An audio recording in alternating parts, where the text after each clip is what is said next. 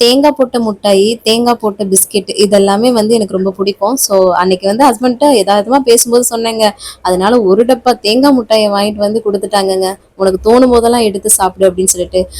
பெண்களுக்கு அவங்களோட அப்பா வந்து பார்த்தீங்கன்னா, எக்ஸாம்பிளுக்கு ஒரு மாம்பழம் பிடிக்குதுன்னு சொன்னா, அந்த ஃப்ரிட்ஜ் ஃபுல்லா மாம்பழம் இருக்கிற மாரி நெறைய வீடியோஸ் எல்லாமே பார்த்துருக்கோம்.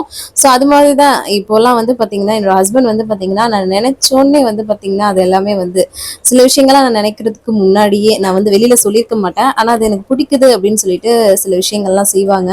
ஸோ இதுதாங்க இதுக்கு மேல வேற என்ன வேணும் சொல்லுங்களேன். எனக்கு வந்து பார்த்தீங்கன்னா, ஒரு 2 வயசுலேருந்தே அப்பா வந்து இல்ல. ஸோ இப்போ வந்து பார்த்தீங்கன்னா, என் கணவரோட ரூபத்தில வந்து பார்த்தீங்கன்னா, என்னோட அப்பாவ வந்து பார்க்குறேன். ஸோ அதனால தான் உங்க கூட ஷேர் பண்ணிக்கலாமே அப்படின்னு சொல்லிட்டு. ஸோ இன்னைக்கும் வந்து பார்த்தீங்கன்னா, கொஞ்சம் தலைவலியா வந்து இருந்ததுங்க.